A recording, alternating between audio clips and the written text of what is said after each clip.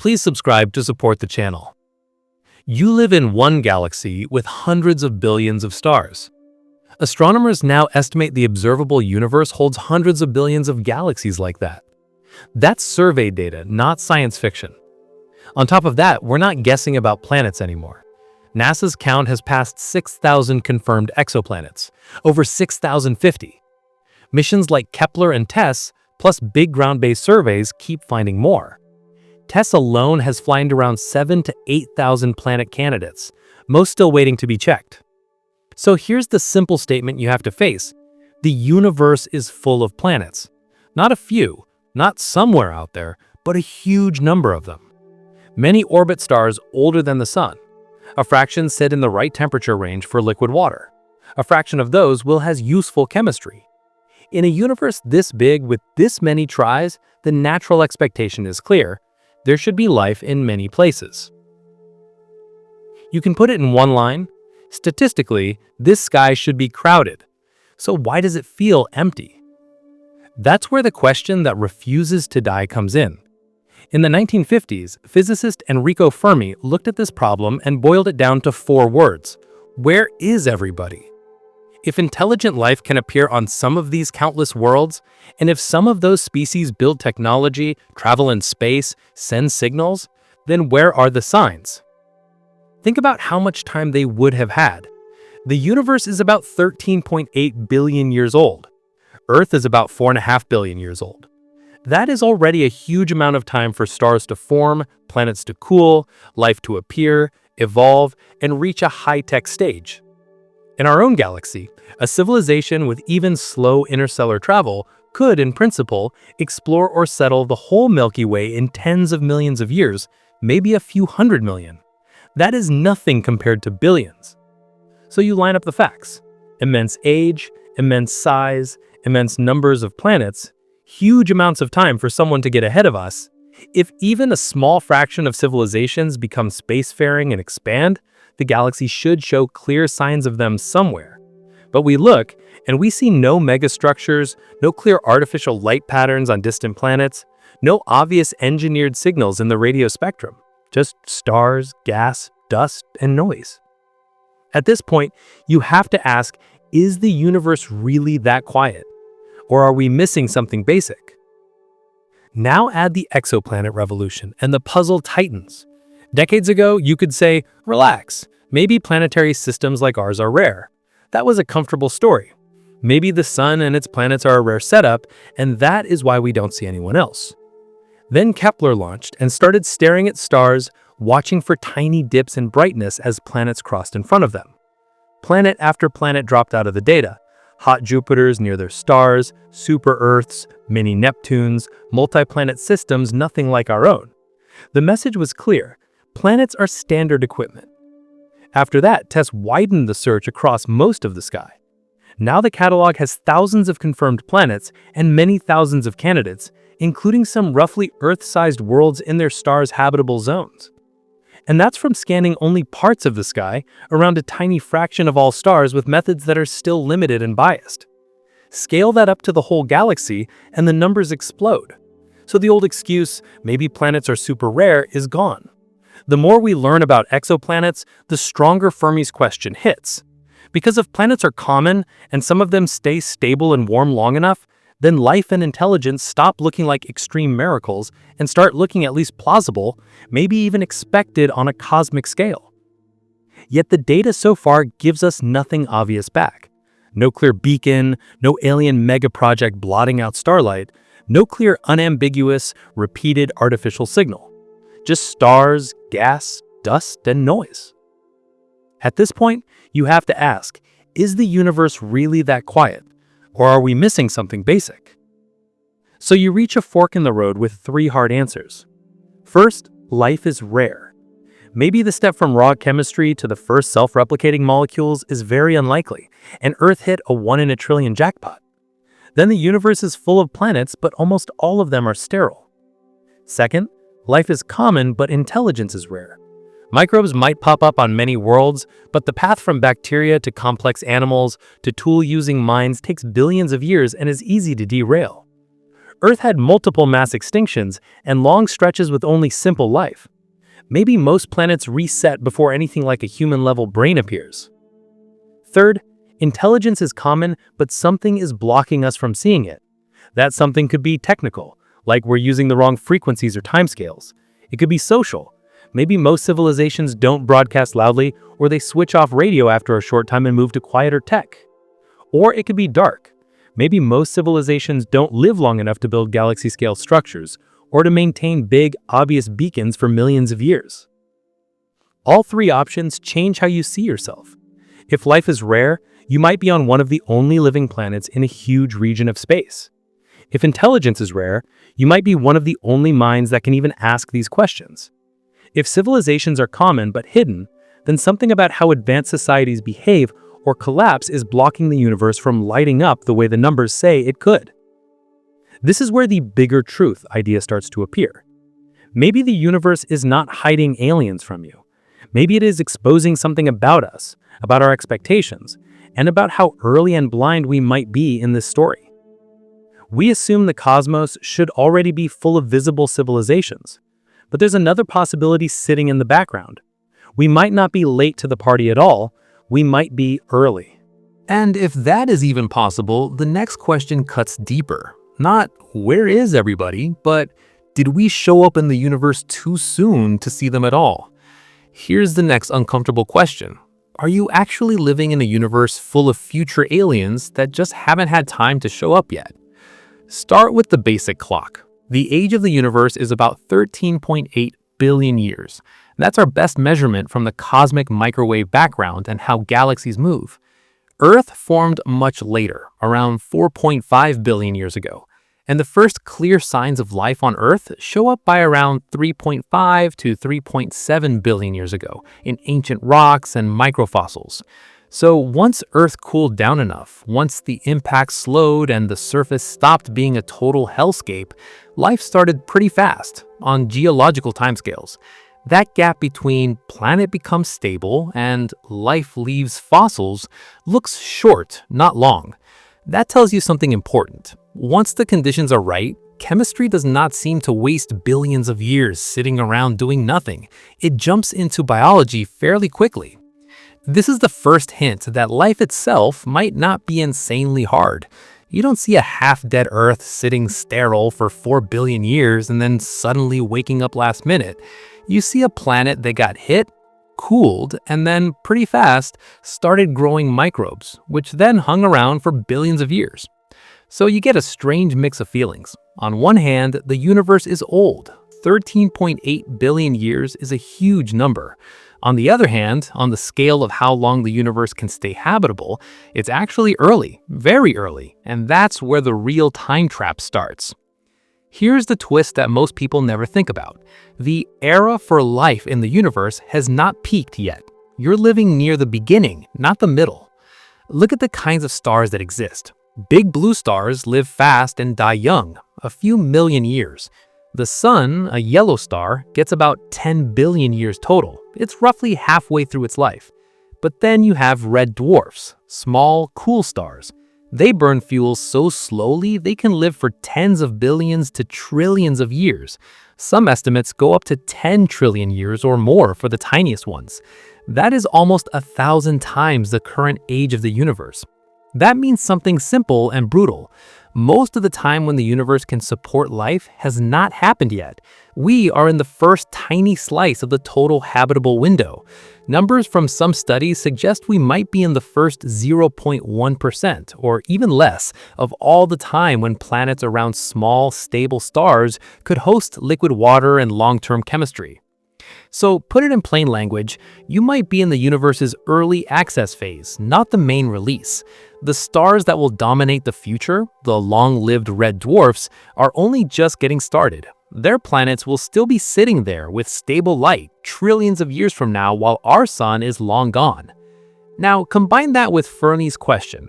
If most of the good real estate for life is still future, why are you expecting to see a crowded sky now? Maybe the default state today is almost no one is around yet, and the crowded age, the era where galaxies are packed with civilizations, only comes much later when those small stars have had longer to run.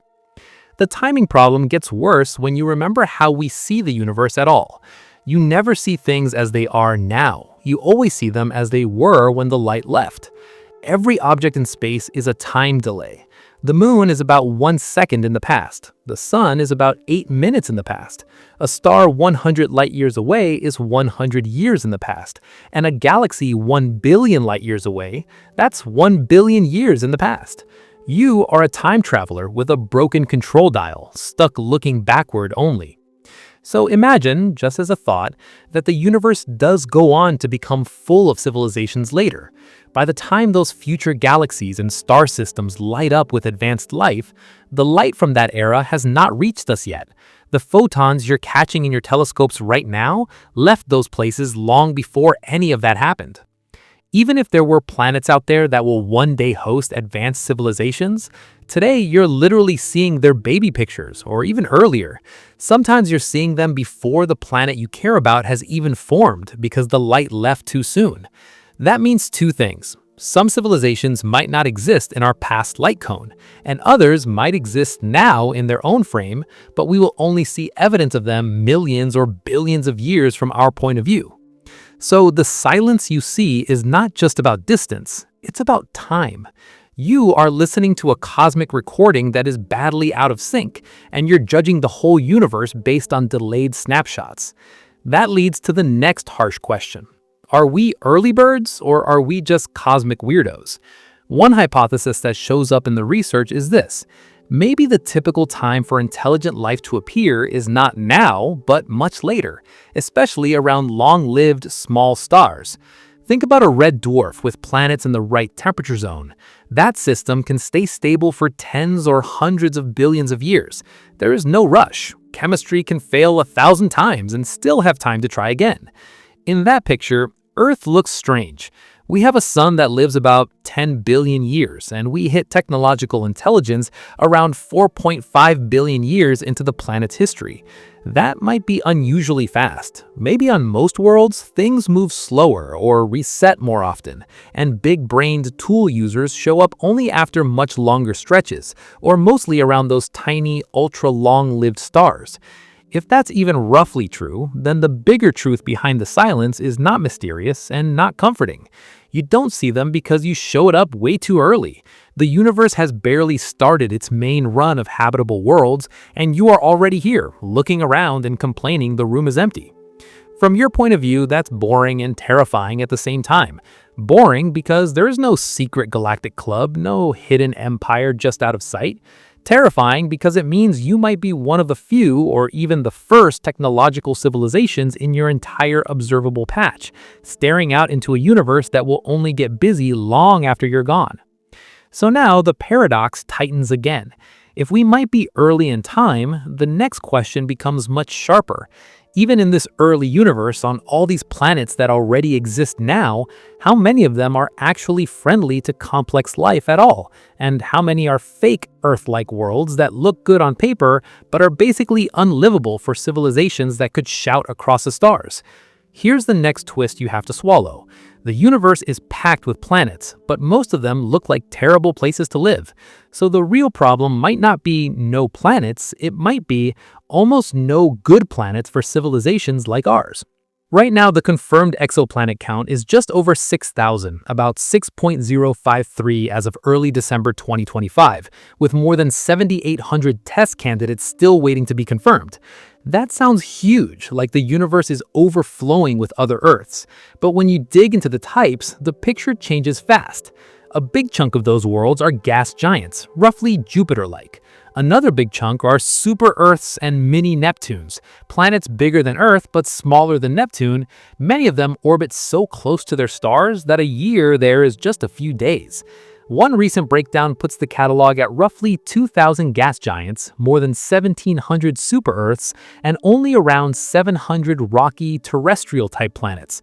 And even those terrestrial ones aren't guaranteed to be Earth-like. It just means probably rocky. On top of that, our main discovery methods are biased. The transit method, where we watch a star dim as a planet crosses in front, is best at finding big planets close in. The radial velocity method, where we track a star's wobble, also prefers heavy planets in tight orbits. So the easiest things to find are hot Jupiters, hot mini Neptunes, and scorched super-Earths hugging their stars, not calm Earth-style planets at nice distances. So yes, the exoplanet census is impressive, but when you ask a much harsher question, how many are truly similar to Earth size, temperature, and orbit? The answer is, right now, very few. Earth-likes are needles in a cosmic haystack, and we've only sifted a tiny patch of it. But even if you find a planet with the right size and the right distance from its star, does that automatically mean it's a friendly place for life or for technology? This is where the phrase habitable zone causes problems. The habitable zone just means this. If a planet has the right kind of atmosphere and the right pressure, liquid water could exist on the surface at some point. That's it. It doesn't promise forests, oceans, blue skies, or anything remotely Earth-like. It's more like a temperature range on a thermostat than a guarantee of a nice world. Planets around small, cool stars often sit very close in to stay warm enough. That usually means tidal locking. One side always faces the star and one side always faces away, like the moon with Earth. The day side might be roasted, the night side might be frozen solid, and only a thin ring of twilight on the edge could have reasonable conditions. The atmosphere might move heat around, or it might collapse and freeze out. We don't know yet for each world. Then there's radiation. Many red dwarfs, the most common stars in the galaxy, are extremely active. They spit out powerful flares and bursts of X-rays and ultraviolet light that can strip atmospheres, or at least blast the surface with harsh radiation. A habitable zone planet around that kind of star might be technically at the right temperature and still be a bare rock with no air. You also have runaway greenhouse cases, like Venus in our own solar system. Venus is roughly Earth-sized and not insanely far from the Sun, but it ended up with a thick CO2 atmosphere and surface temperatures hot enough to melt lead. From far away, it would look like a nice rocky planet in a decent orbit. Up close, it's a high-pressure oven. On the other side, you can get barren rock balls, planets with thin or no atmosphere at all.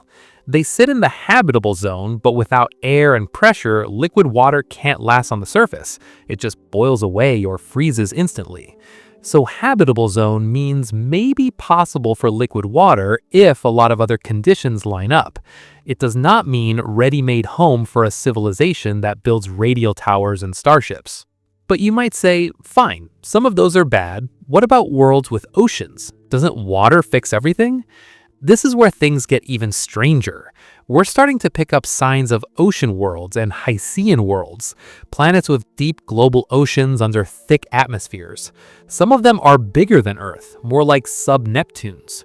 TOI 270d is one of the headline examples, a planet about 73 light-years away, between Earth and Neptune in size. Recent work using JWST and other data suggests it could have an enormous water content, maybe with a global ocean and a hydrogen-rich atmosphere. But there's a catch. Some studies argue that the temperatures on TOI 270d might be extremely high, even up to hundreds or thousands of degrees, pushing the water into a super hot, super critical state, not a calm sea, more like a high-pressure, high-temperature fluid layer that behaves nothing like Earth's oceans. You get a planet that is technically full of water, but not exactly a gentle blue world with beaches and weather. Even if some ocean worlds end up in a more moderate range, they come with a big problem for technology: depth.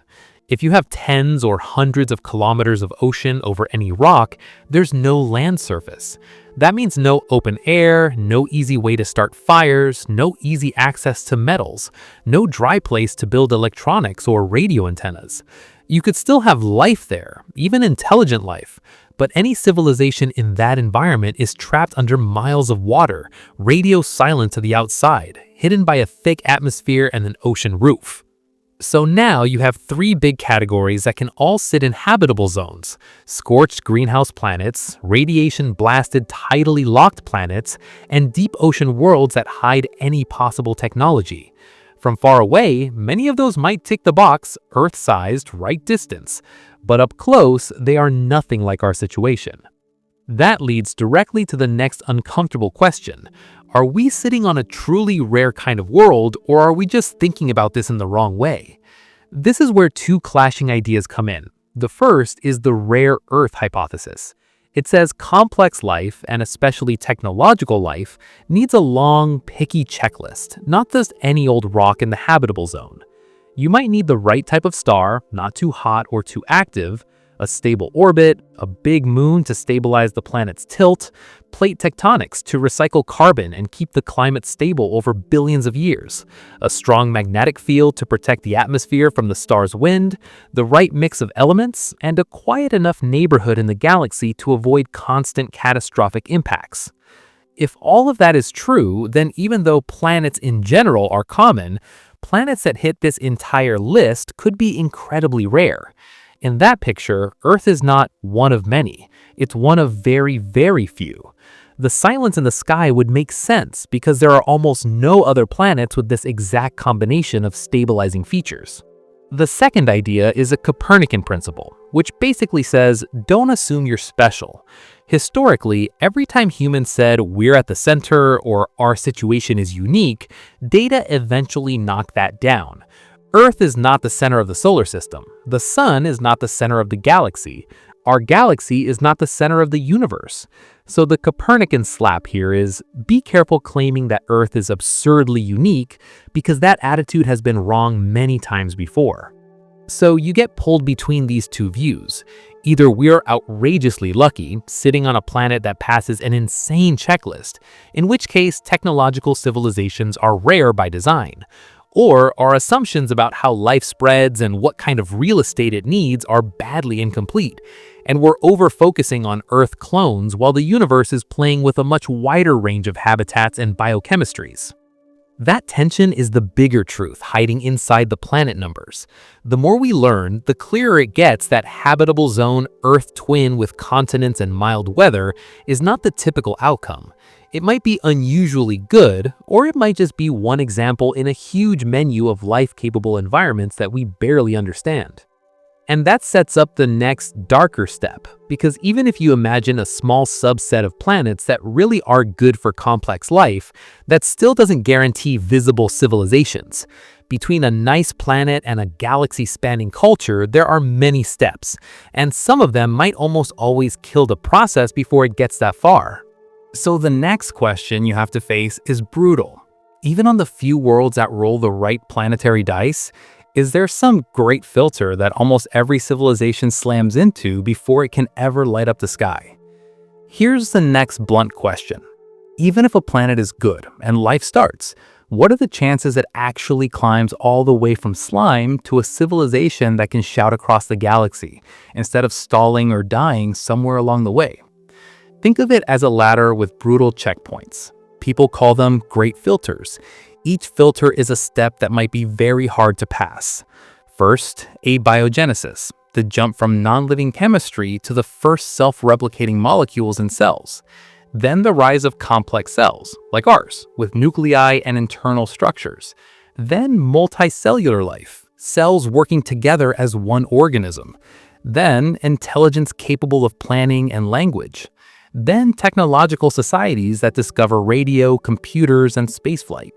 Then the nastiest step, long-term survival without collapsing or wiping themselves out. Now look at Earth's timeline. Life shows up early, but for billions of years it's just simple cells. Complex eukaryotic cells show up maybe 1.5 to 2 billion years ago. Truly complex animals only explode onto the scene in the last 600 million years or so. Humans with advanced technology last few thousand years, with radio and spaceflight in just the last century. That means it took more than 3 billion years to go from bacteria to brains that build telescopes. That alone should make you pause. If these steps were easy and automatic, why did it take so long on a planet that clearly had liquid water, energy, and stability for huge stretches of time? Maybe because some of these filters are very hard, and most planets never make it through all of them. And you can see hints that even here, on the one success case we know about, the process almost got wiped out several times. Earth's history is full of near-failure fossils. There were snowball Earth episodes, times when the planet may have been almost completely covered in ice, oceans frozen nearly to the equator. Life probably survived in pockets, around hydrothermal vents or thin cracks of open water. But a slightly worse freeze could have killed almost everything complex and reset the clock. Then you have mass extinctions. The big one everyone knows is the asteroid that helped wipe out the dinosaurs 66 million years ago. But that's not even the worst. About 252 million years ago, during the Permian-Triassic extinction, estimates suggest around 90% of marine species and around 70% of land species were wiped out. That's almost a full reset of complex life on Earth. Add volcanic supereruptions, gamma-ray bursts as a theoretical threat, nearby supernovae, changing orbits, moving continents, shifting climates. Over and over, Earth walked a tight line where a slightly different outcome could have removed key branches of the tree of life before anything like humans ever evolved. So here's what you're forced to admit. Even on a good planet, evolution is not a smooth march toward intelligence. It's a chaotic, fragile process that can be smashed back down repeatedly. It is amazing anything made it to the point of building radio telescopes, even once. Now, the scary part. When you talk about great filters, there are two main horror stories. In the first one, the hardest filters are behind you. Maybe abiogenesis is extremely rare, or the jump to complex cells is incredibly unlikely, or multicellular animals almost never stabilize on most worlds. In that story, Earth is a rare winner of a very unforgiving lottery. The galaxy might be full of microbial slime or simple life, but almost no planets make it to dinosaurs, let alone to engineers. If that's true, the sky is quiet because there were never many players to begin with. In the second story, the really hard filter is ahead of you. That means many planets can get to basic life. A smaller but still significant fraction can get to intelligence and technology. Civilizations light up, build cities, send radio, maybe even send probes. But almost all of them eventually hit something they can't survive. It could be all-out war with weapons far beyond nuclear. It could be climate collapse they never managed to fix. It could be engineered pathogens. It could be uncontrolled AI. It could be something we haven't invented or even imagined yet. In that scenario, there might have been many civilizations, but they tend to burn bright and die young, leaving almost no long-term galaxy-wide signatures. The quiet sky becomes a warning sign, not an empty scoreboard. It says, if advanced civilizations were stable and long-lived, you'd see them, so maybe they aren't. You're stuck between we're rare survivors of past filters and we're marching toward a future filter we probably can't dodge. Both are bad in different ways. In the first case, you're basically alone in a huge volume of space. In the second, you may be surrounded in time by the ruins of civilizations you will never meet, because they all failed before they could become obvious on cosmic scales. Then you look at the only place we can actually inspect for alien ruins in detail, our own solar system. We've sent orbiters, landers, and rovers on the Moon and Mars. We've done close flybys of asteroids and comets. We've mapped the surfaces of worlds like Mercury, Venus, and many moons in high resolution. We scanned the skies for artificial satellites not launched by us, especially in near-Earth space. And so far, we see nothing that looks clearly artificial on a large scale. No alien megastructures around the sun. No planet-wide city lights on the night side of Mars. No massive alien junkyards on the Moon. Just natural geology and, where humans have visited, our own trash. That doesn't prove there were never visitors, or that there are no small, hidden, or very old artifacts. Tiny, stealthy, or very old artifacts would be easy to miss with our current surveys. But the key point is this: there is no sign of a huge, long-lasting, star-eating, galaxy-reworking civilization parked in our backyard. So if a great filter exists, or if multiple filters exist, they either work so early that most civilizations never become big builders at all, or they work so effectively that advanced cultures never leave large obvious scars, at least not near us. This brings you to a heavy conclusion. The silence we see might be less like an empty universe and more like a graveyard we can't fully read yet. The missing megastructures, the missing beacons, the missing ruins aren't proof that no one ever tried. They could be evidence that almost everyone who reaches our level runs into something that stops them from going further or stops them from shouting loudly for long. But there's another possibility you have to consider before you accept that the cosmos is just a cemetery. Maybe there are civilizations out there, and they're not dead, they're just quiet, because space itself makes shouting almost impossible to hear. So the next question becomes, even if they're alive and broadcasting, are their signals simply drowning in the noise and fading into the background before they ever reach us? Here's the disturbing possibility you have to look at straight on. Maybe the universe isn't quiet because no one's ever starts. Maybe it's quiet because almost no one makes it all the way up the ladder from chemistry to a long-lived spacefaring civilization. Think about that ladder as a series of brutal checkpoints, and every step is a place where most worlds might fail. First checkpoint, abiogenesis, that first jump from simple molecules to something that can copy itself and evolve. We have no second example of this anywhere, not on Mars, not in the icy moons, not yet on any other planet. We only know it happened at least once, here. Next checkpoint, complex cells. Your own cells are eukaryotic, with nuclei and internal compartments. That step seems to have taken well over 1 billion years on Earth. For a long time, life was just simple bacteria-like cells. Then, at some point, one cell swallowed another, and they learned to live together, and you got mitochondria and more complex structures. That might have been a freak event, not an automatic next level. Next checkpoint, multicellular life. Cells organizing into bodies with tissues and organs. Again, this took billions of years. For most of Earth's history, the planet was ruled by single-celled life. Complex animals and plants are a very late-game feature. Then, intelligence that can build tools, store knowledge, and plan far ahead. Dinosaurs ruled for over 150 million years and never built radio telescopes. Smart behavior is one thing, but the kind of intelligence that gives you science and industry seems to be rare even once complex animals appear. Then, technological societies, where a species not only becomes intelligent, but also builds cities, agriculture, industry, and eventually things like electricity, computers, rockets, and global communications. On Earth, that's just the last few thousand years. And finally, the hardest checkpoint of all, long-term survival. Can a civilization that has powerful technology avoid destroying its own support systems or killing itself off with its own tools? Now look at the timescales. Life on Earth appears more than 3.5 billion years ago. Complex animals last 600 million years or so. Humans with advanced tech last few thousand. Radio and spaceflight around 100 years.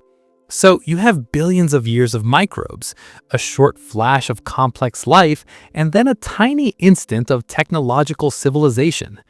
That alone should tell you each step on this ladder might be very hard, not guaranteed. If every step were easy, you'd expect many planets to race up the ladder quickly. Instead, even on a good world, it crawled. So the next question is obvious. Did Earth almost fail some of these checkpoints along the way, and are we only here because the planet got lucky over and over again? Look at the fossil record of disasters. There were times when Earth came very close to wiping the slate clean. Snowball Earth periods are a good example. Geological evidence suggests that more than once, the planet may have frozen almost completely, with ice reaching near the equator. If that freeze had gone a bit further or lasted longer, maybe even microbial life would have crashed. Instead, some organisms survived in refuges, maybe near hydrothermal vents or thin strips of open water, and when the ice retreated, evolution continued. Then there are the big extinction events.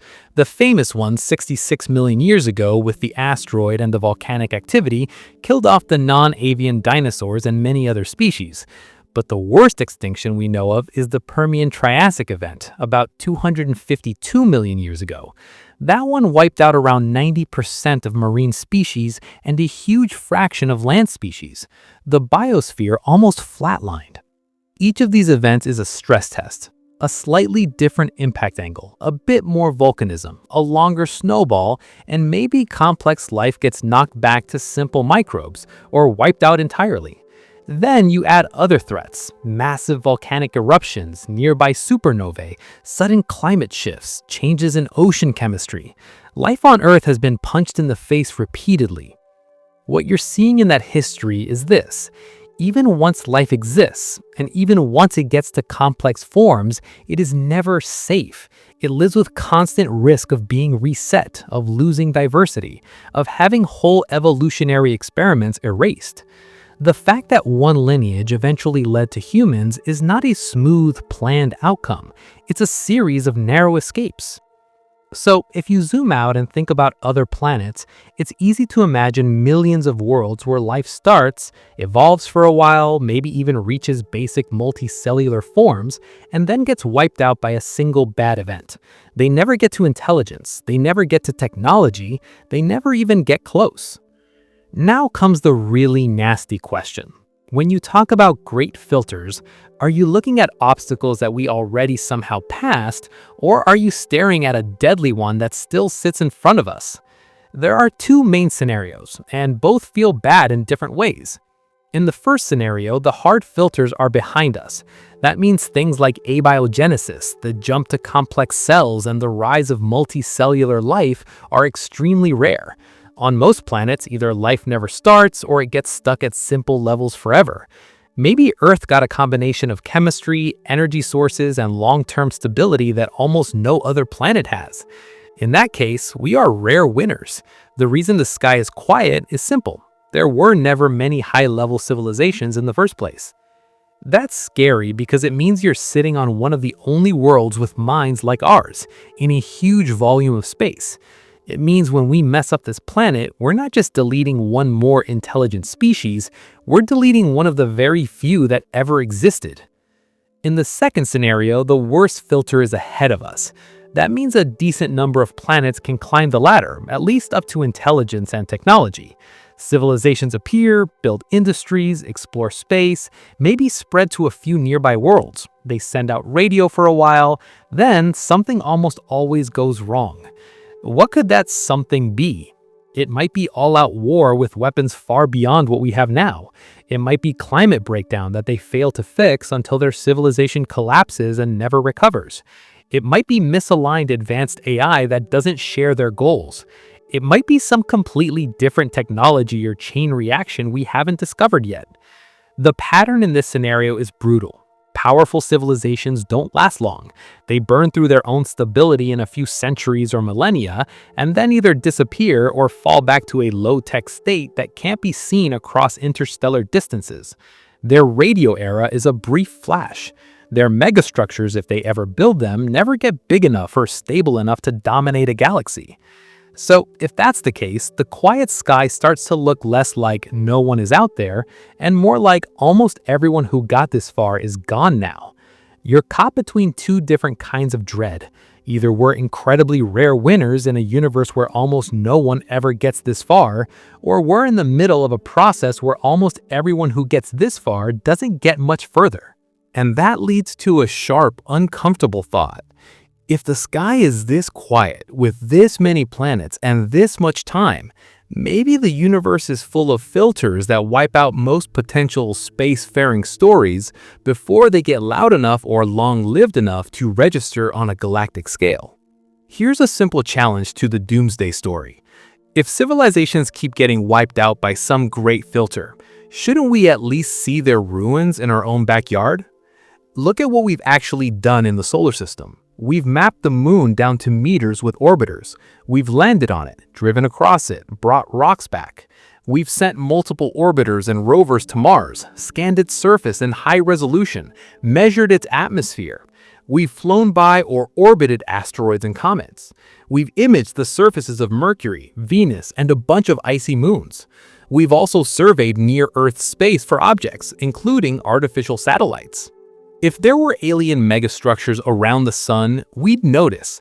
If Mars had planet-wide city lights, or the moon had obvious factories or huge regular structures, they'd stand out in our data. But what we actually see is this: natural geology, craters, dust, ice, rocks, and on the moon and Mars, only our own hardware and trash. That doesn't prove there was never any visitor, and it doesn't rule out small, stealthy probes. A car-sized object parked on the far side of an asteroid is easy to miss. But the big point is clear. There is no evidence of a large, long-lived alien civilization that once filled our solar system with giant engineering projects. So if gray filters are real, whatever they do to civilizations, they don't leave obvious giant scars near us that we've somehow ignored. Either most civilizations never get big enough to build huge structures, or the ones that do are extremely rare or very far away in space, or in time. This pushes you to the next question.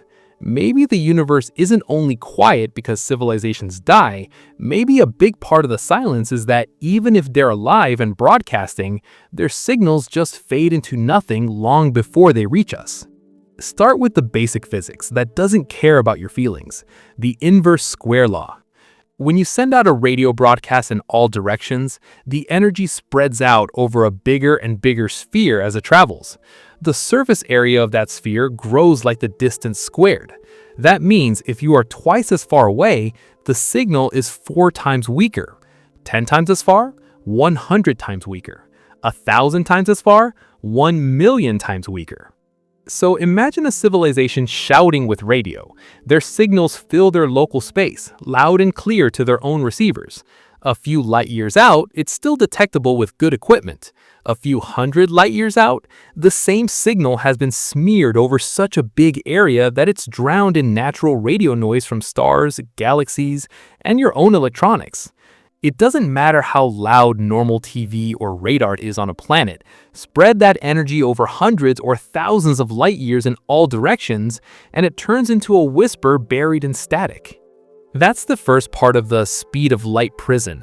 Not just that light is finite, but that information gets weaker and weaker the farther it goes, until it becomes almost impossible to pick out from the background. Now take a very concrete example from us.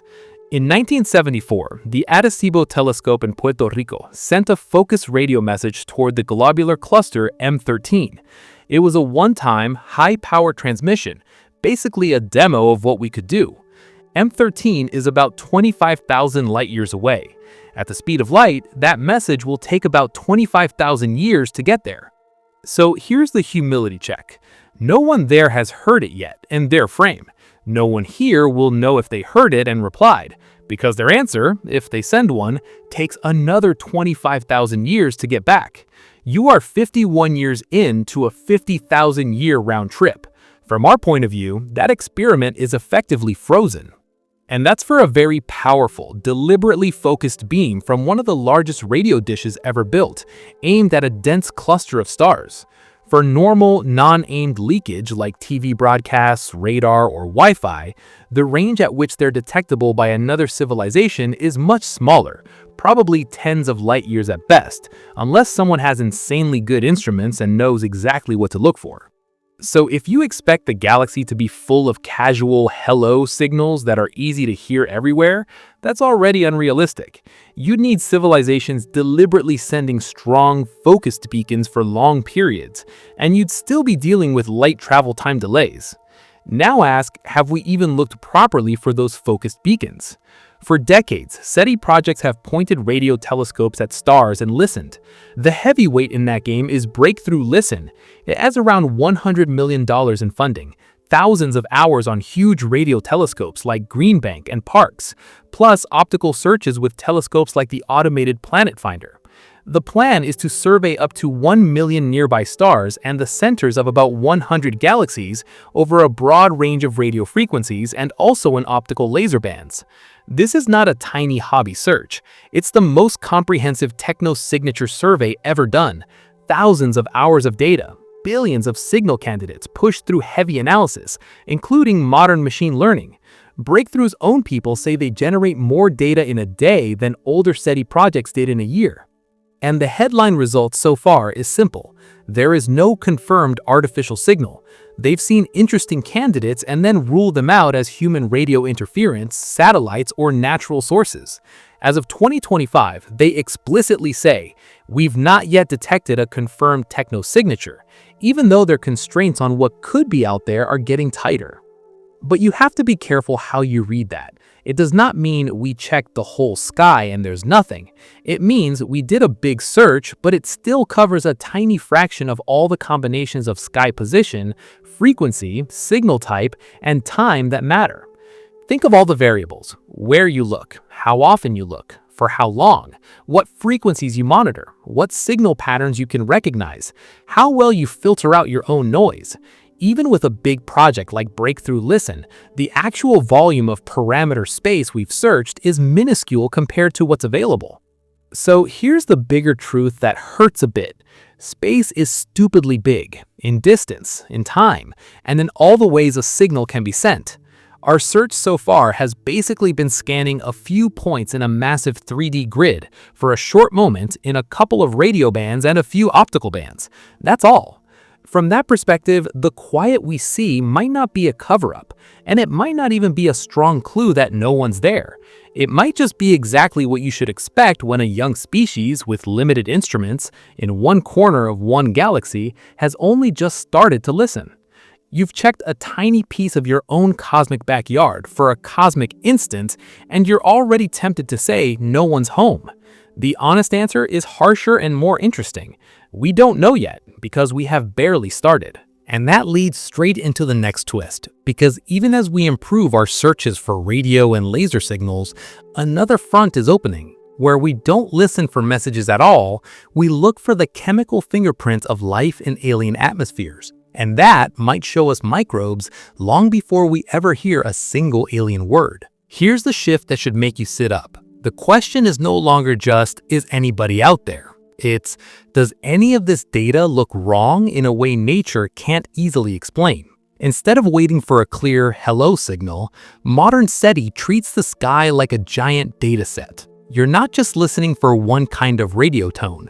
You're looking for anything that smells like technology. Narrow-band radio spikes that drift like transmitters on a rotating planet, short laser flashes, unusual heat patterns from possible Dyson spheres, those hypothetical star-surrounding energy collectors, strange city-like light patterns on the night side of exoplanets, weird chemicals and atmospheres that look like industrial pollution, even odd signatures from possible spacecraft exhaust.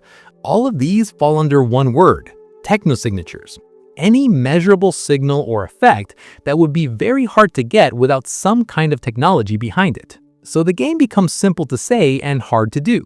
Stare at as much of the universe as possible in as many wavelengths as possible and ask one question: does any of this look artificial? That sounds fine until you remember how much data that actually is. Breakthrough Listen and related projects are already dumping petabytes of radio and optical data, the largest SETI datasets in history, with releases of 1 to 2 petabytes at a time. No human team can manually inspect that. You need something that can chew through all of it all the time and not get tired or bored.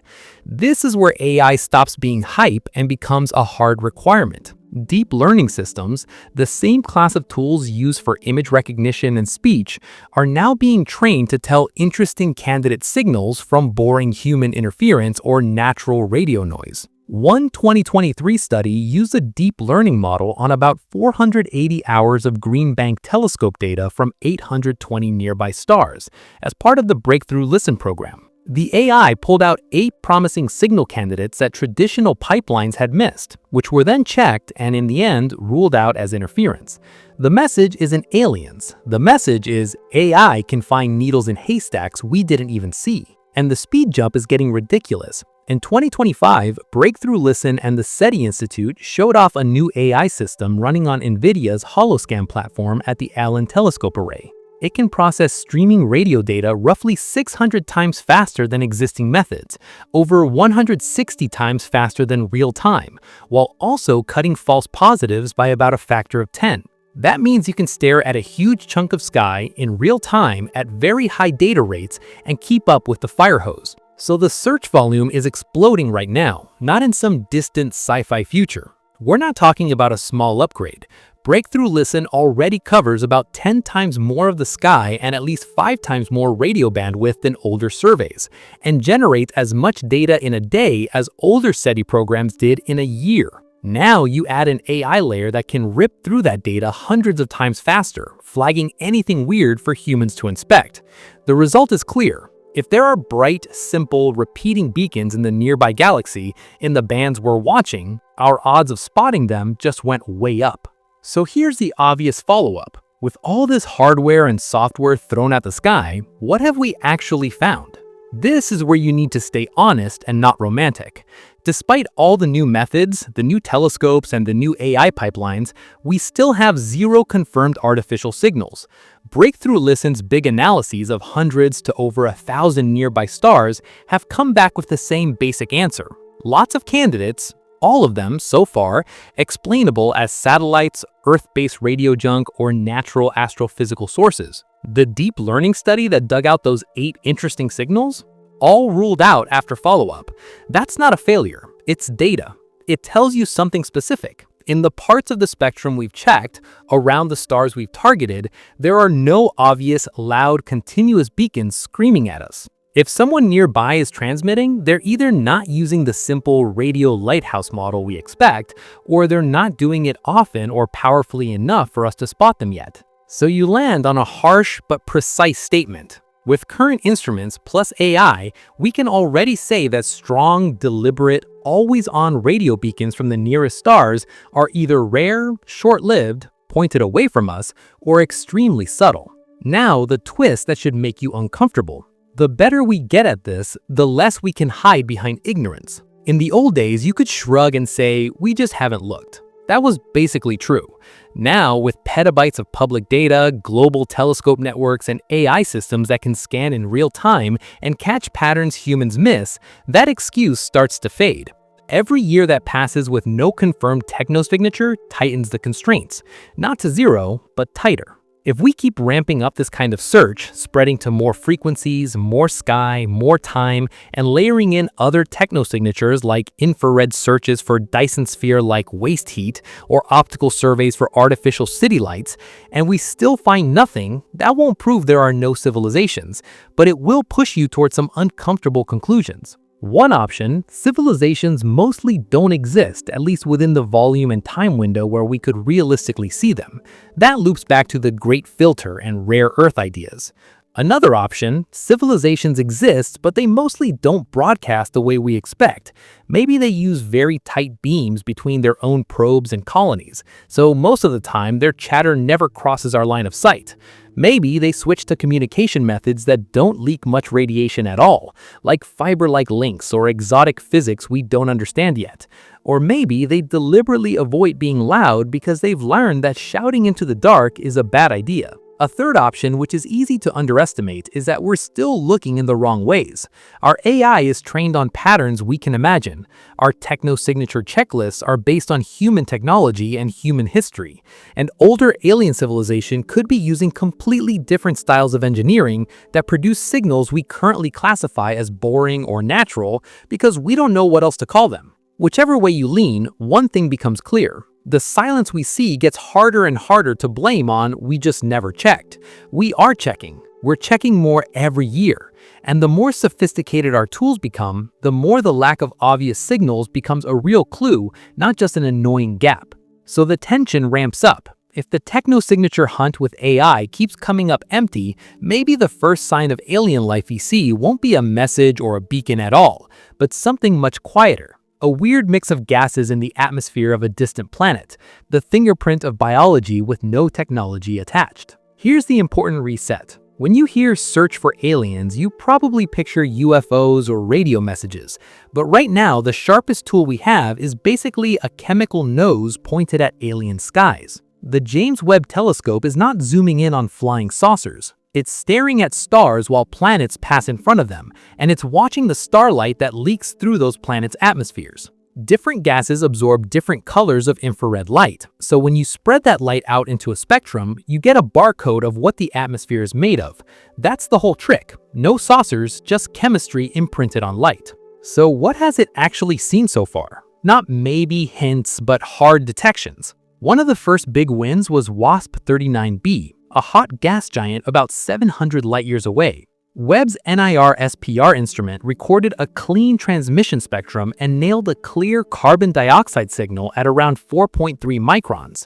That was the first unambiguous CO2 detection in an exoplanet atmosphere, confirmed by multiple teams, not a single sketchy spike. On top of that, the combined JWST datasets for WSP-39b show water vapor, carbon monoxide, sulfur dioxide, sodium, potassium, a whole chemistry set in one bloated atmosphere. Then you move to smaller worlds. JWST has looked at a bunch of sub-Neptunes and warm Neptunes, planets between Earth and Neptune in size. It's picked up water, methane, CO2, CO, and sulfur dioxide in different combinations.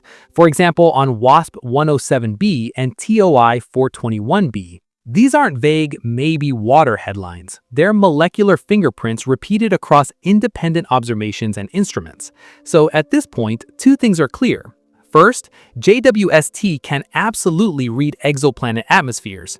Second, we're not stuck at "we think there's an atmosphere." We're already comparing the relative amounts of major gases. That's the foundation you need before you can talk seriously about biosignatures. Now you hit the case that made everyone sit up.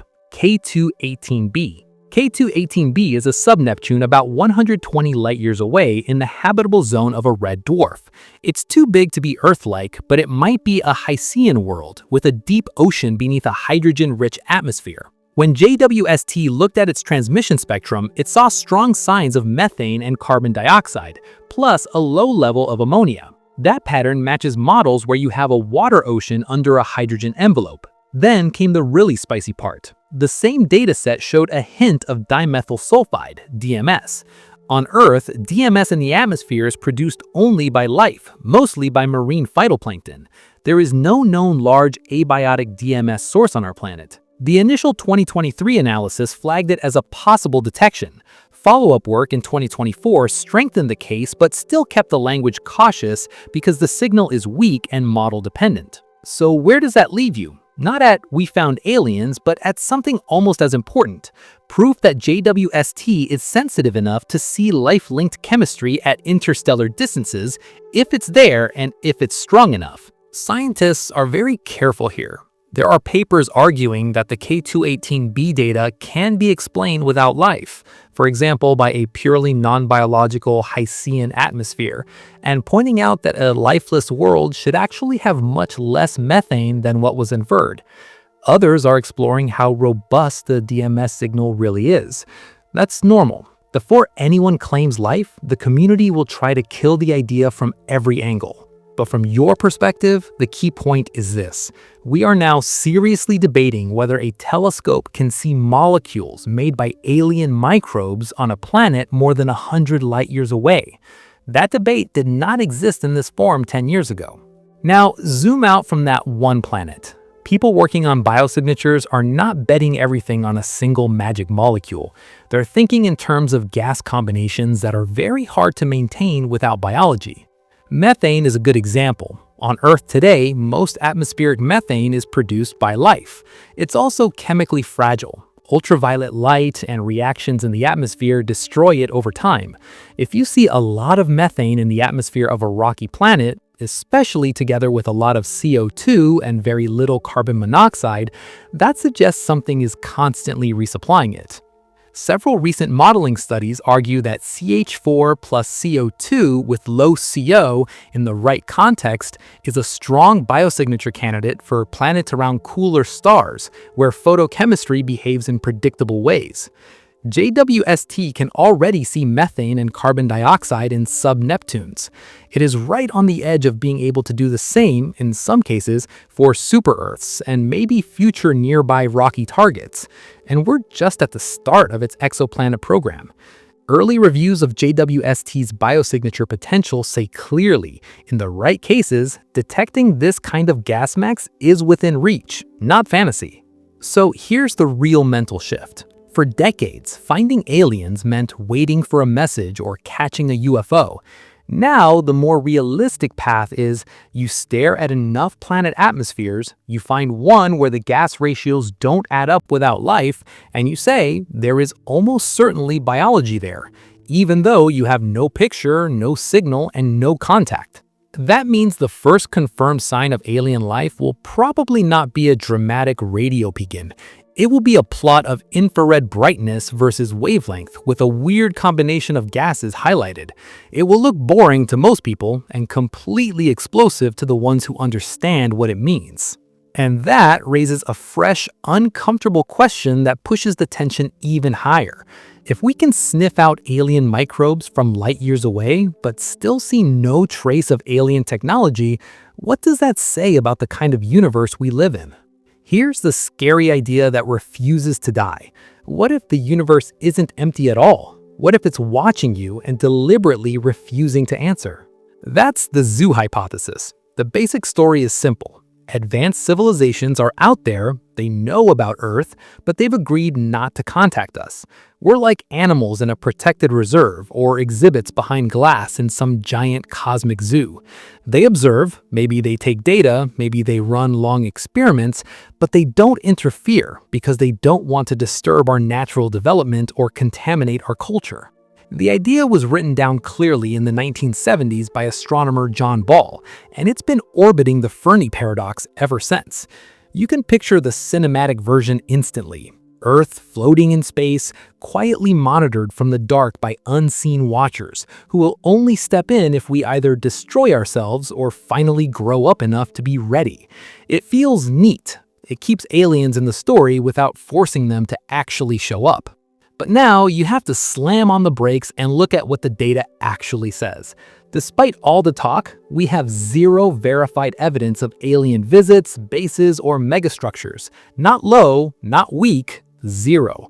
There is no confirmed alien craft and hangar, no confirmed non-human bodies, no confirmed alien devices recovered from crash sites. When you ask for peer-reviewed, multi-instrument, physics-consistent evidence, nothing survives that filter. On the UFO/UAP side, things are noisy as hell, but the pattern is the same. NASA put together an independent UAP study team, released its report in 2023, and their conclusion was explicit. There is no conclusive evidence in the scientific literature that any UAP has an extraterrestrial origin.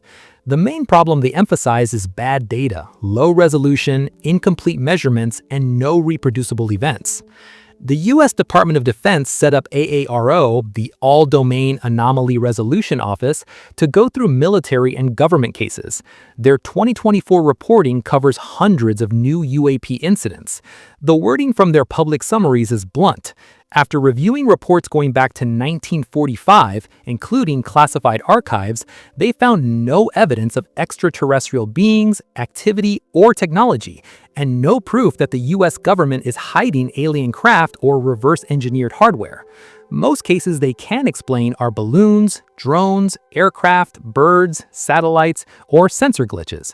Others are unresolved mainly because there just isn't enough data to say anything solid.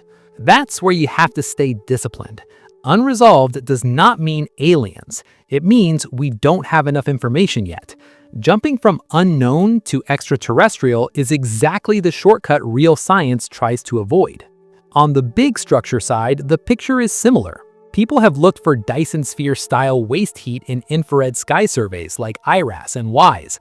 So far, the result is no clear Dyson spheres, plus increasingly tight limits on how many such megastructures could exist, at least within a few hundred parsecs, without us having noticed. Again, not proof of absence everywhere, but definitely not they're all over the place and we've seen them. So when you line up actual evidence, you get this. Lots of stories, lots of personal testimonies, some genuinely weird sensor data, but nothing that crosses the bar into confirmed alien technology under hard scrutiny. Now, does that automatically kill the zoo hypothesis? No.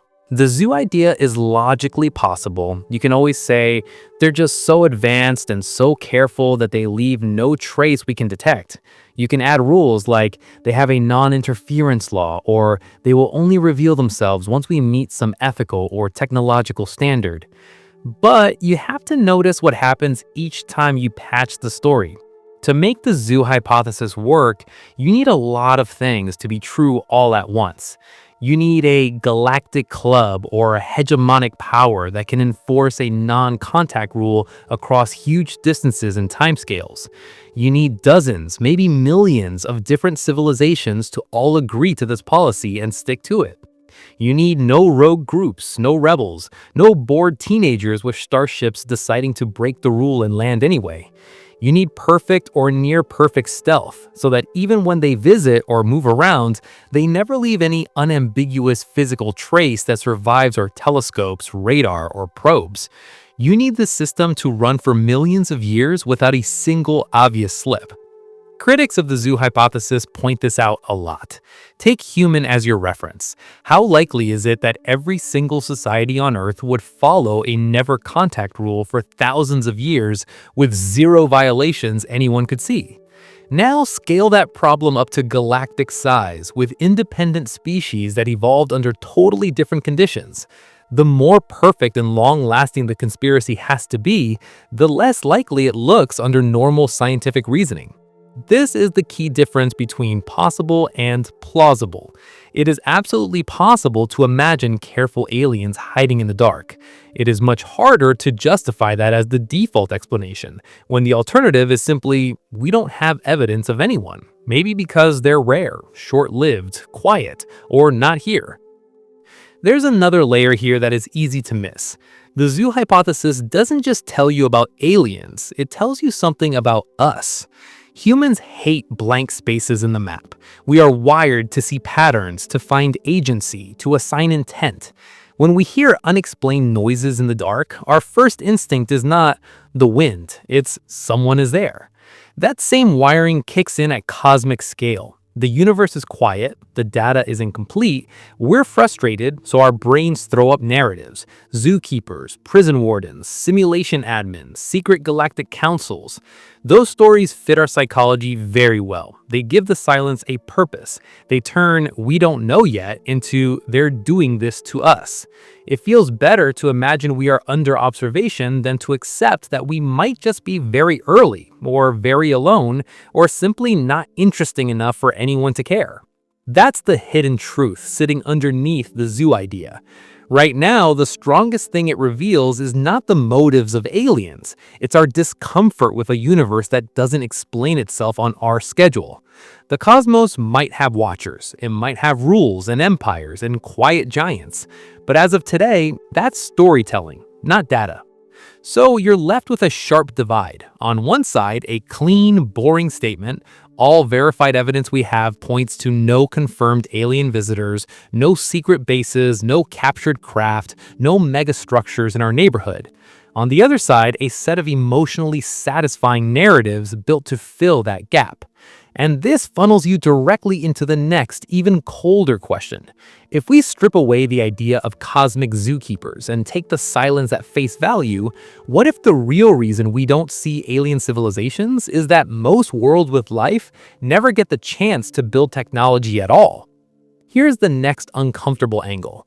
Maybe the universe is full of life, and almost all of it is permanently unable to shout across space. Start with a simple ratio that should bother you. Earth has had life for over 3 billion years, but it's had radio and space tech about 100 years, maybe 150 if you're generous and count early experiments. That means for more than 99.99% of Earth's history, it was a living planet with zero way to announce itself to the galaxy. For billions of years, Earth was just microbes, then simple multicellular things in the oceans, then plants and animals on land. None of that produced radio waves, radar, spacecraft, or city lights. If someone had pointed a telescope at Earth 500 million years ago, they might have spotted oxygen in the atmosphere, maybe some color changes from forests and algae, but absolutely no technosignature, no sign of an intelligent civilization, even though biology was going crazy here. So ask the obvious question. If that's the timescale on one world, why should we expect most living planets to be in the tiny, weird phase where a technological civilization exists, instead of in the huge, long phase where they're just biologically alive, but technologically mute? Now push it further. Assume biology is common in the universe. That still doesn't mean technological civilizations are common. Intelligence like ours may be rare, and even where intelligence appears, technology like ours might be even rarer because it depends on very specific environmental conditions that we take for granted. Here's one of the biggest ones: fire. On Earth, fire is obvious. Dry land, oxygen in the atmosphere, lots of solid fuel, lightning strikes, things burn. Early humans see that, learn to control it, and everything else follows. Cooking, metallurgy, ceramics, engines, rockets, electronics. Almost our entire technological path rides on the ability to make and control high-temperature combustion. Now imagine a deep ocean world with no continents at all, just a global ocean tens or hundreds of kilometers deep, maybe with a solid core way below, but no exposed land where anything can stay dry. You can still have life there, and not just simple life. You can have complex ecosystems around hydrothermal vents, mobile predators, social species, maybe even creatures with sophisticated communication, memory, culture, and abstract thought. They might tell stories, form alliances, and do something like philosophy. But what they do not have is dry land to build on or simple ways to reach high temperatures and smelt metals. Try to build an electrical circuit underwater with no solid housing. Try to maintain a fire underwater. Try to build a large radio antenna with no stable dry platform and no easy way to refine metals. You quickly run into a wall. Their environment locks them into biology plus maybe low-level technology, but nothing that leaks a clean radio signal into space. From our point of view, a world like that is almost invisible as a civilization. Their atmosphere might look boring, their surface might just look like water and clouds, and their radio signal is zero. But on that planet, there could be minds as sharp as ours who will never ever talk to the stars. Now connect that to what we already know about our own solar system, because we have proof that oceans without sky access are not just theory. Look at Europa, a moon of Jupiter, and Enceladus, a moon of Saturn. Both show strong evidence for global oceans under thick ice shells. Europa's ice might be tens of kilometers thick with a salty ocean beneath. Enceladus throws plumes of water and organic molecules out of cracks at its south pole, telling us there is liquid water in contact with rock below, plus energy from tides and maybe hydrothermal vents. Those are real, measured worlds in our backyard, and they are almost perfect examples of habitable but sealed environments. If life exists there, it's under ice, with no direct access to open sky, no natural way to see stars, no easy path to building radio telescopes on a mountaintop.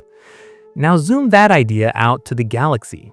It's very likely that a large fraction of all habitable environments are not Earth-like surfaces, but subsurface oceans, either under ice like Europa and Enceladus, or under thick crusts of rock and ice on bigger planets and moons.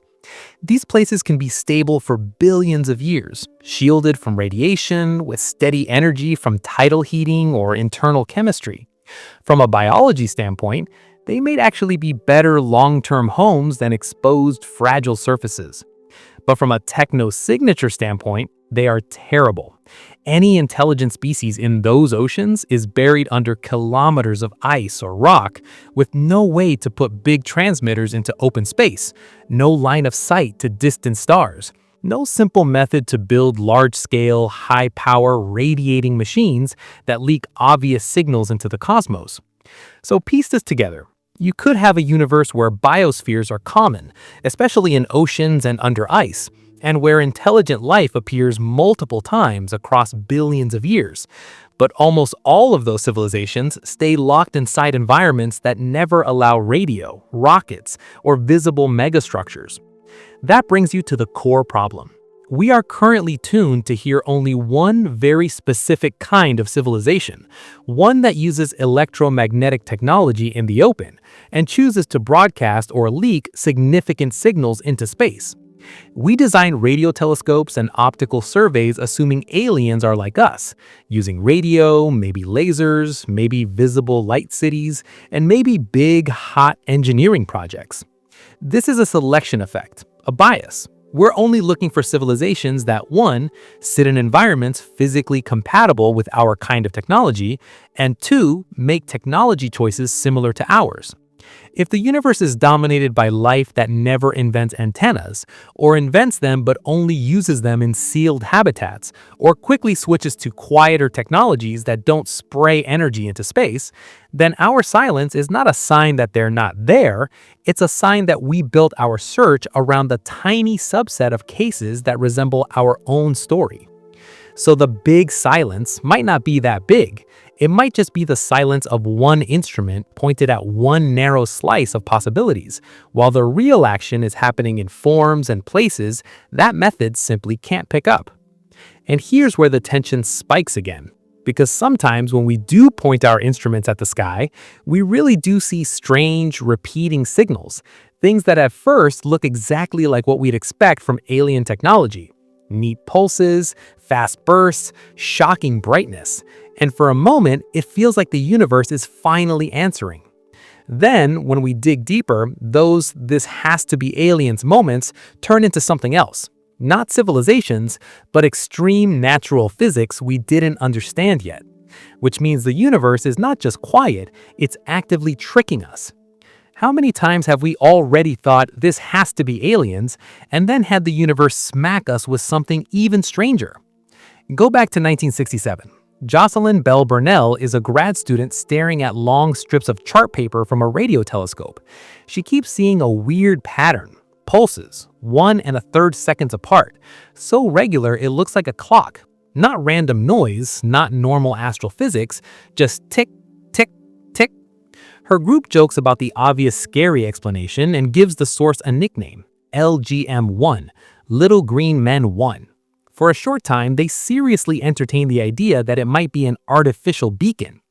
Then they start finding more of these objects in different parts of the sky. The pattern is too common and too uniform to be a handful of alien transmitters. The explanation falls into place. These are pulsars, rapidly spinning neutron stars, the collapsed cores of dead massive stars, throwing out beams of radio emission like lighthouses. When a beam sweeps past Earth, we see a pulse. No message, no code, just a neutron star a few kilometers across, rotating several times a second under insane gravity and magnetic fields. So the first little green men scare turns into something else. The first clear detection of a whole new class of extreme objects. The signal wasn't fake, it was real and mind-blowing, but it wasn't a civilization, it was nature yelling. You'd think we'd learn to be cautious after that, but then a new kind of radio weirdness shows up, fast radio bursts. Fast radio bursts, FRBs, are millisecond radio explosions, some just a fraction of a millisecond long, that can briefly outshine an entire galaxy in radio power. The first one was found in archival data in 2007. Since then, thousands have been discovered. They come from far away, often billions of light years, which means the energy involved in each burst is ridiculous. Early on, FRBs were mysterious enough that alien tech landed on the speculation list almost by default. You see a sharp, bright, broadband radio flash that appears once, then vanishes. You see some sources that repeat in odd patterns. You see dispersion that tells you the signal traveled through loads of plasma. You know the physics must be extreme, but you don't know which extreme. People write papers about all kinds of possibilities, from neutron stars to exotic objects to, yes, hypothetical alien transmitters. So how do you actually pin down what's going on? You need a case where you can tie the radio flash to a specific object and environment, not just a vague patch of sky. That started to happen in 2020 when an FRB-like event, FRB 200428, was caught coming from inside our own galaxy and linked directly to a known magnetar, SGR 1935 plus 2144. Multiple telescopes saw a powerful radio burst and an X-ray flare from the same source at almost the same time. Magnetars are neutron stars with insanely strong magnetic fields, much stronger than normal pulsars. The connection was clear. At least some FRBs come from magnetars throwing tantrums. Since then, more work has piled on. Observations of repeating FRBs match models where a magnetar is interacting with its environment. Other studies look at the detailed polarization and timing and keep pointing back to magnetars as the leading suspects for a big chunk of FRBs. And in early 2025, a team analyzing FRB 2022-1022A got even more specific. Using multiple radio telescopes, they localized the burst to within about 10,000 kilometers of a rotating neutron star. That's roughly the distance between New York and Singapore, tiny on astronomical scales. At that range, the burst almost certainly came from inside the neutron star's magnetosphere, the tight region around it where the magnetic field controls everything. You're not looking at some giant alien array spread over a solar system. You're looking at a pocket of space tens of thousands of kilometers across, hugging an ultra-compact star, where magnetic fields are so strong they twist plasma and vacuum itself. That is not subtle technology. That is astrophysical violence.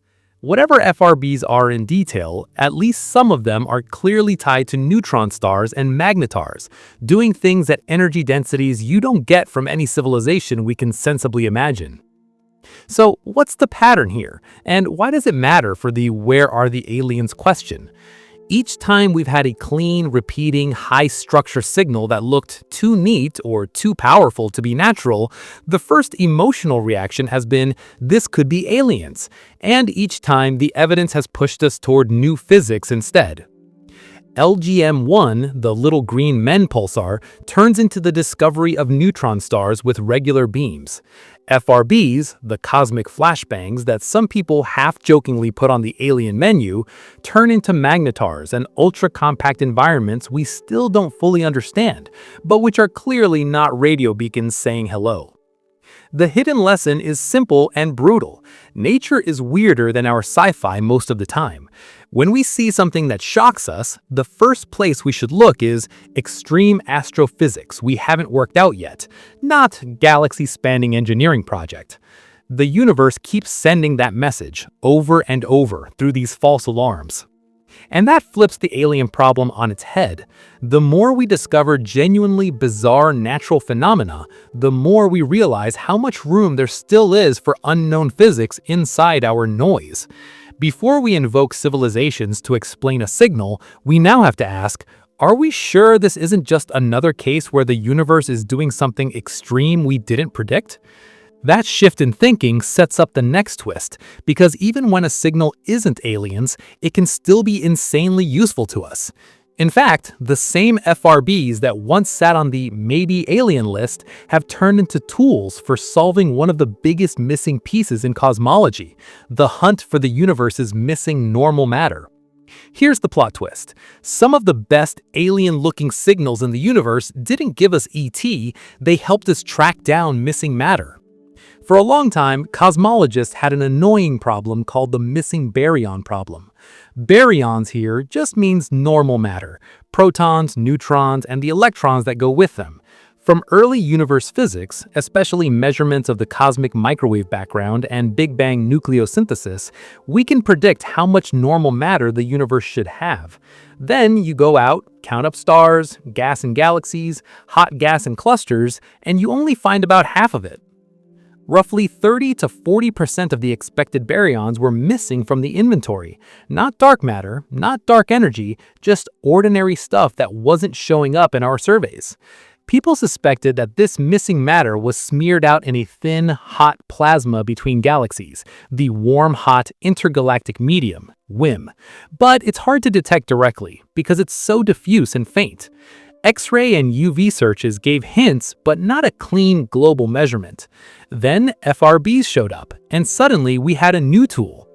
When a fast radio burst travels through space, it doesn't move through a vacuum. It passes through plasma, a thin soup made of free electrons and ions between and around galaxies. That plasma slows down lower frequency radio waves more than higher frequency ones.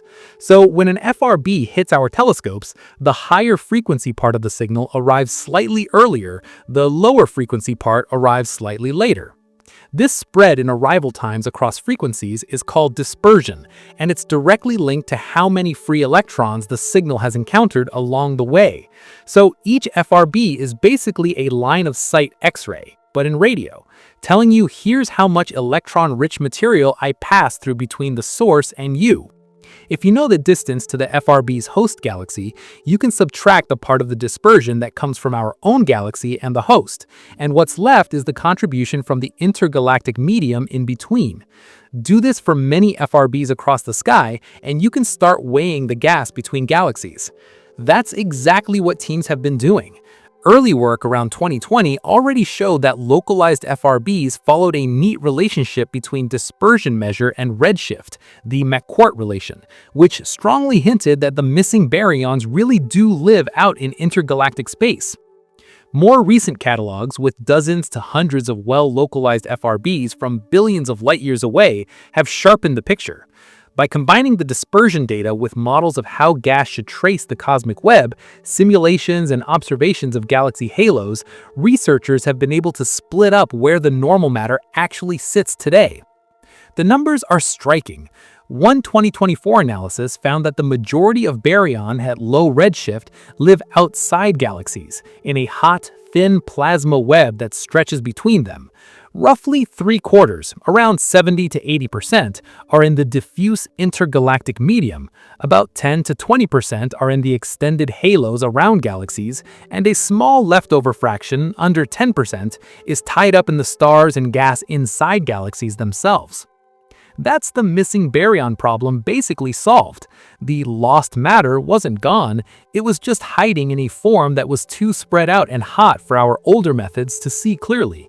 FRBs gave us a way to weigh that invisible scaffolding. Notice what just happened there.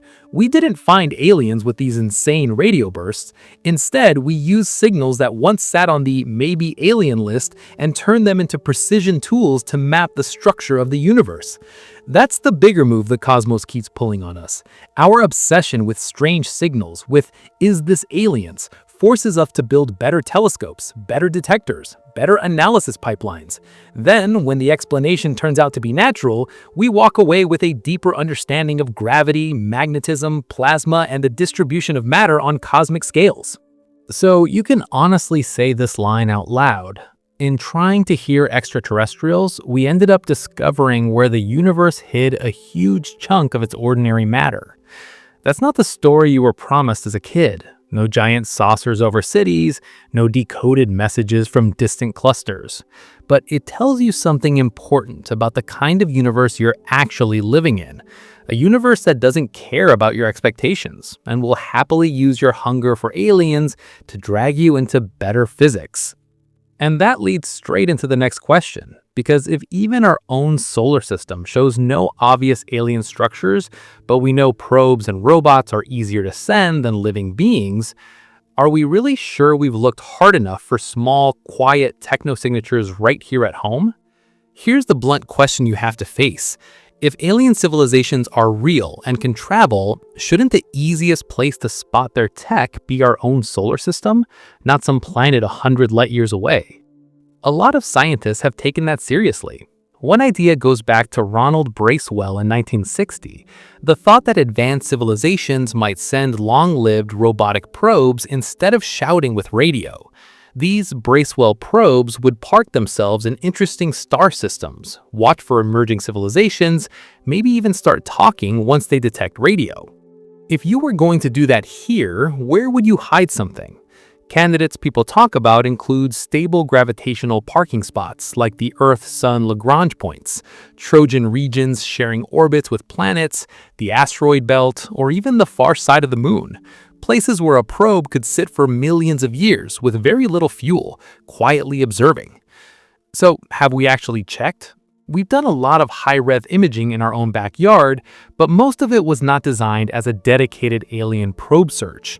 The Lunar Reconnaissance Orbiter has mapped almost the entire moon at about 100 meters per pixel and taken narrow-angle images at 0.5 meters per pixel over large swaths. It can literally see the Apollo landing sites, the descent stages, and the tracks of rovers. On Mars, the HiRISE camera on Mars Reconnaissance Orbiter routinely images the surface at about 0.3 meters per pixel and has picked out our own landers and rovers sitting on the ground. We've orbited and flown by multiple asteroids and comets with spacecraft, taking detailed pictures. We've surveyed Earth orbit for debris and satellites. People have even published papers on the idea of scanning the moon specifically for alien artifacts, treating our own hardware as control samples for what technology looks like in those images. The result so far is straightforward. Everything we recognize as artificial up there is ours. Apollo hardware, Soviet landers, rovers, crashed probes, space junk in Earth orbit, no obvious alien factories, no giant towers, no kilometer-wide geometric structures that don't match geology.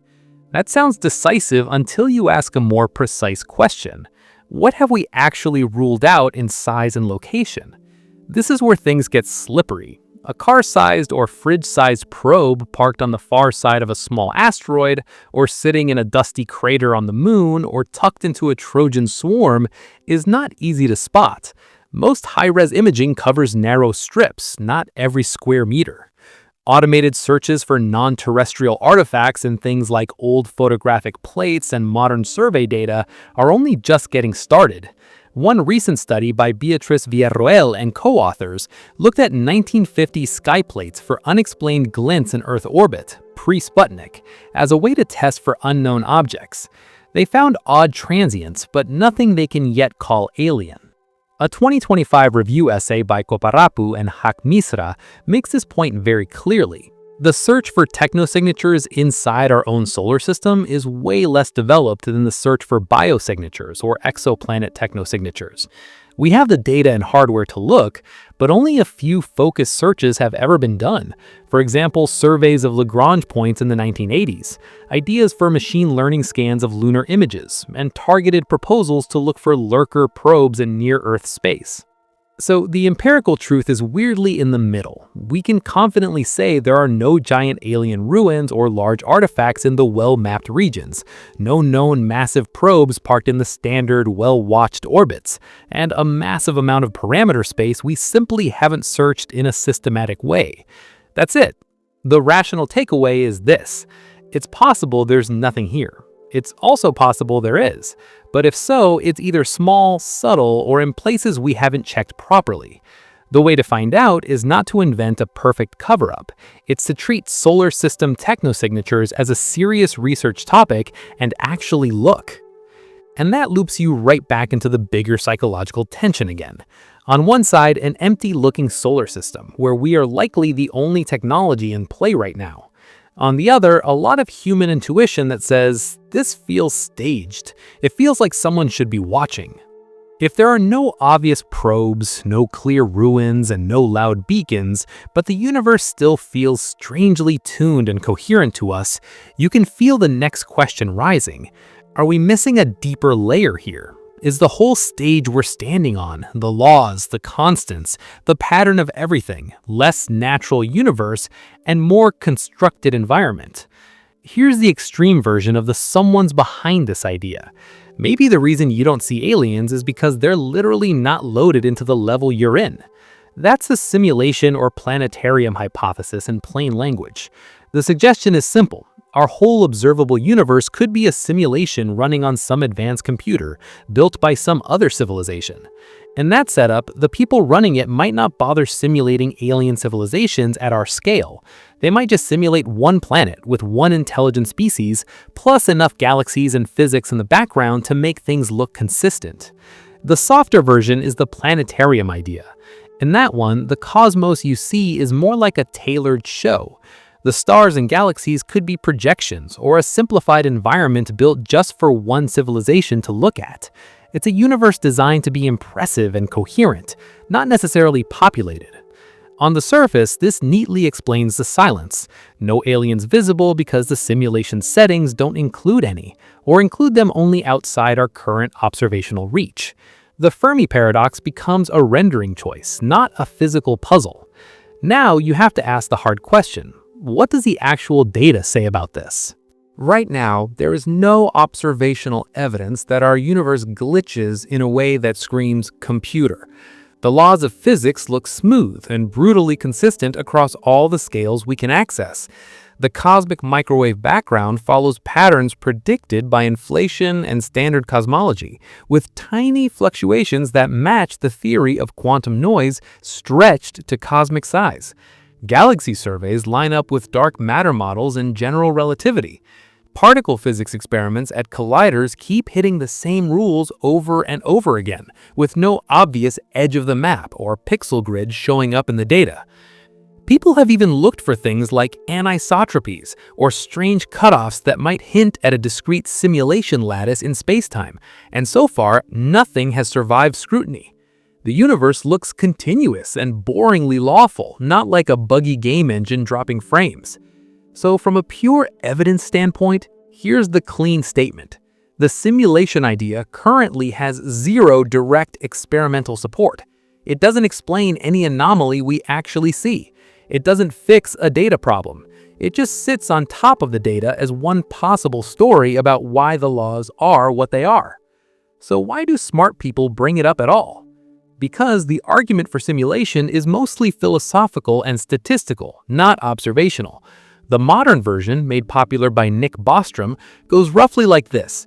If advanced civilizations eventually have enormous computing power, and if they choose to run huge numbers of simulations of conscious beings, then simulated minds might vastly outnumber base reality minds. If that's true, a random observer is more likely to be in a simulation than in base reality. The rest of the argument is about those ifs. How much computing power is possible, what future civilizations might want to do, and whether being in a simulation is distinguishable from being in a normal universe. Notice what's missing: telescopes. This is a thought experiment about probability in future tech, not a conclusion forced by any space observation. You don't need JWST or FRBs or galaxy clusters to write it down.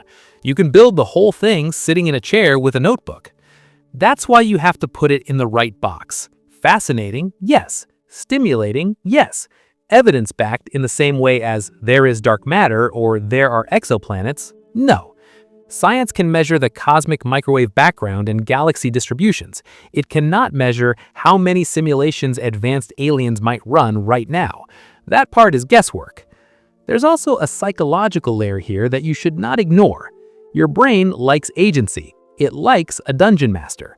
When you see a huge, quiet universe that feels overpowered compared to your tiny life, it is very tempting to assume there's a higher-level mind running the show. We've done this repeatedly in history.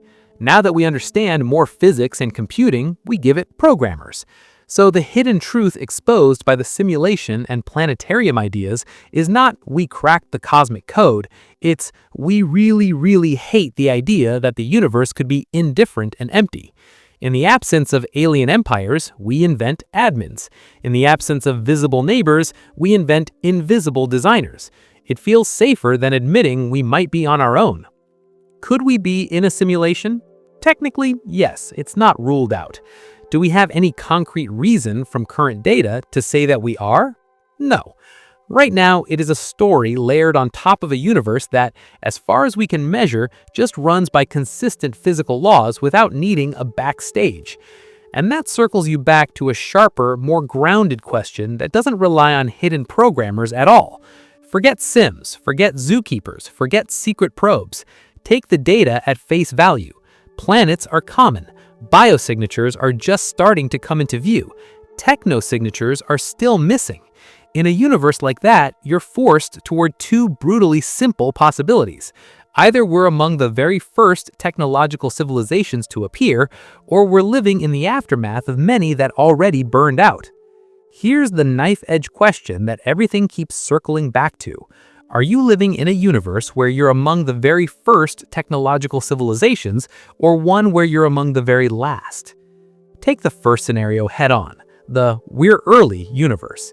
Imagine that every step up the ladder, from chemistry to simple life, from simple life to complex cells, from complex cells to multicellular animals, from animals to tool-using intelligence, from animals to brains that can build radios and rockets. If that's how the odds work, then it's not crazy to think that in our entire observable patch of the universe, we might actually be among the very first civilizations to cross that final line into high technology. Not the first ever, maybe, but in the first tiny fraction of species that make it this far. It sounds arrogant until you remember the timing. The universe has maybe trillions of years of habitable future ahead, especially around long-lived red dwarfs. You are sitting at 13.8 billion years after the Big Bang, in what might be the early dawn of the habitable era, on a planet that evolved intelligence fast by cosmic standards. That combination could be rare enough that yes, you get to be the early one. If that's true, then the silence you see is not a mistake. There are no galaxy-spanning empires because there hasn't been time for many civilizations to appear, survive, spread, and build them. We don't see them because they mostly don't exist yet. That is chilling in a specific way. It means there may be no one older, wiser, or more experienced to look to. No safety net, no grown-ups in the room at the cosmic scale. You could be part of one of the very first species capable of shaping matter and energy on large scales. You are sitting in a universe full of raw potential, with almost no guidance, doing trial and error with tools that can rewrite planets. Now, flip it completely and look at the "we're late" universe. In this picture, the universe has already had plenty of time to run the experiment. Stars older than the sun formed planets. Civilizations rose, spread, collided, burned, and fell. Maybe there were long ages where multiple advanced species coexisted in the same galaxy, building structures, trading signals, colonizing star systems. But those eras didn't last. In the late universe story, most of those civilizations wiped themselves out, or were killed by cosmic events they couldn't avoid, or simply decayed and collapsed over time. Whatever they built was either dismantled, recycled, or eroded by billions of years of physics. Their radio noise faded. Their megastructures were taken apart, fell apart, or got buried in stellar evolution. You arrive after the storms, in a thin slice of time where almost nothing obvious remains. In that case, the quiet sky is like a burned-out city that has been cleaned up.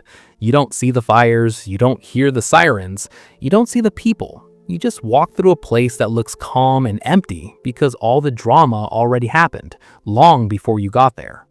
That's a different kind of horror. It means there might have been many civilizations, but the default outcome over long timescales is failure. You are an outlier, a rare survivor in a universe that usually doesn't let technological species last. Whatever killed them, whether it was self-destruction, external hazards, or slow decay, is out there in the probability landscape waiting for you too. So how do you even think about this without guessing wildly? This is where anthropic reasoning comes in. The "we only see what we can survive in" effect. Anthropic logic is simple. You can only observe conditions compatible with your existence. That means your data is automatically biased. You shouldn't be surprised to find yourself on a planet where life managed to make it to intelligence, because if it hadn't, you wouldn't be here to notice. You shouldn't be surprised to see a universe stable enough for galaxies, stars, and chemistry, because in universes without those things, observers like you never appear. Translate that to the first versus last question, whether civilizations are incredibly rare and you're early, or fairly common but usually doomed and you're late. One thing is guaranteed. You will always find yourself in a branch of history where at least one civilization made it to the point of asking these questions, because that's the only situation where someone is around to ask. That sounds trivial, but it has teeth. It means you can't look at your own existence and say, "We exist, therefore civilizations are safe and common." You can exist in a universe where they're rare and unsafe too. All you know for sure is that the conditions of your particular branch allowed at least one win: you. That's the knife edge. You're standing at a point in time where both stories fit the data. If we are early, then what we do on this planet might shape the entire future of intelligent life in our region of the universe. If we manage to stabilize ourselves, spread out, and survive the stupid phase of powerful tech, we could seed stars, terraform worlds, and carry life into parts of space that would otherwise stay dead forever. We might be the ones who turn on the lights in the galaxy. If we are late, then we are inheriting a universe that has already punished most of its previous technological species, a universe that does not forgive certain kinds of stupidity. In that case, our job is not to be the first to expand. It's to be the first to notice the patterns that kill civilizations and dodge them, to be the exception to a rule that has already wiped out many others.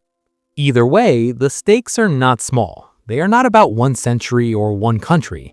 They are about whether a universe full of planets ends up with long-term, stable, intelligent life, or whether intelligence is just a short-lived glitch that occasionally flares up and then disappears. And now you're ready to loop all the way back to the question that started this whole thing. If the sky is this quiet and the possibilities are this extreme, is any bigger truth really being hidden from you? Or is the real shock that the data is already telling you something huge and you're just trying very hard not to look directly at it? So after all this, you have to ask the blunt question. What is actually being hidden here? And what part of this mystery is basically fake? You started with a clickbait idea. Is some bigger truth about aliens being covered up? Are they hiding something from you? That sounds exciting. It gives you a villain. It gives you a plot. But after walking through the numbers, the filters, the searches, the signals, you hit a twist that's way less comfortable. Maybe the "they're hiding alien" story is itself the distraction. It's easier to believe in a cover-up than to face a universe that might genuinely be empty of visible civilizations, at least for now.